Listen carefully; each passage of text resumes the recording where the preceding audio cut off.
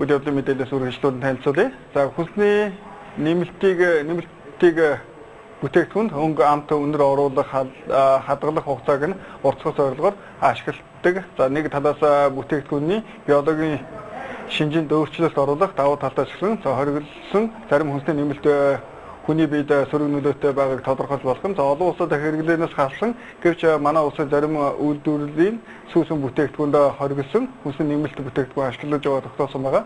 Одоогор манай улсад 118 нэр төрлийн хүнсний нэмэлтийг хэрэгэлдэг гэсэн тооцоог мэргэжлийн ерөнхий газраас гаргасан байгаа. За үүний даалгавраа төрлийг гурилан бүтээгдэхүүн 5 төрлийн сүүсэн бүтээгдэхүүний үйлдвэрт ашигладаг байгаа гэсэн мэдээлэл өгч байгаа. Гэвч сүүсэн бүтээгдэхүүн хэрэглэгчдийн төв төрийн бас байгууллагаас мэдээж байгаагаар тарганы үйлдвэрт ашиглаж байгаа Е440 болон Е451 гэсэн хүнсний нэмэлт нь харшил үүсгэдэг хүний биед сөрөг нөлөөтэй гэж үзэж байгаа юм байна. Сүүн бүтээгдэхүүн дээр бол голчлоныг 5 төрлийн хүнсний нэмэлт хэрэглэж. Эндээс 4-ийг бол илүү голчилж хэрэглэж. Түрүүний миний дурдсан 4 гэхээр Е331, Е451, Е1442, Е440 гэдэг хүнсний нэмэлтийг тарганы хадгалтын хугацаа, шилтэлтийг зогсоох, амт үнэр чанарыг өөрчлөх зорилгоор хэрэгжилж байна. Холбогдох баримт бичгээр болохоор энэ маань өөрөө зөвшөөрөөгүй байдаг. Зөвшөөрсөн тодорхой 10 төрлийн хүнсний нэмэлт бол тарган дээр байдаг.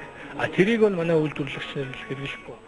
Хүнсний нэмэлт бүтээгдэхүүн хэрэглэх болон хэлээр нэвтрүүлэх хууль тогтоомж манай улсад байдаггүй. Салбарын яамнаас хүнсний нэмэлт бүрт зориулагдсан стандартыг 2013 оны 3 дугаар сарын 1-ээс хойш гаргаагүйгээс болж өнөөдрийн байдлыг үүссэн гэж харж байгаа юм байна. Тиймээс хүнсний нэмэлт бүтээгдэхүүн хэрэглэх стандартаа болохгүй бол үйлдвэрлэгчид иргэдийг хуурч мэхлэж байна гэж сүүсэн бүтээгдэхүүн хэрэглэгчдийн төвөөс мэдээлж байна. Хүнсний нэмэлтийг хэрэглэхдээ бол хүнс үдэ аж ахуй үйлдвэрийн яам, эрүүл мэндийн яамнаас хамтарсан журмаар тусгай гэрчлэгээжүүлэх ёстой. Энэ барцаас бол өнөөдөр 2 жил болж байна. 2013 оны хүнсний аюулгүй байдлын тухай хуульдаж хүнсний нэмэлтийн зохицуултыг 13 дугаар хүнсний тухай хуулийн 16 дугаар зүйлээр зохицуулсан байна. Энэ бол энэ зохицуултыг хийж чадахгүй. Энийг далимдуулаад үйлдвэрлэгч нар одоо стандартыг тохирсон хүний эрүүл мэндийг одоо бид нар судлаагүй бүтээгдэхүүнийг хэрэглээд байна. Олон улс бол биднэрт хамаах. Монгол хүнд хэрэгтэй хэрэггүй гэдгийг хүнс үдэ аж ахуйн эрүүл мэндийн яам хоёр гаргаж ил энэ асуудлыг хэрэглэх ёстой.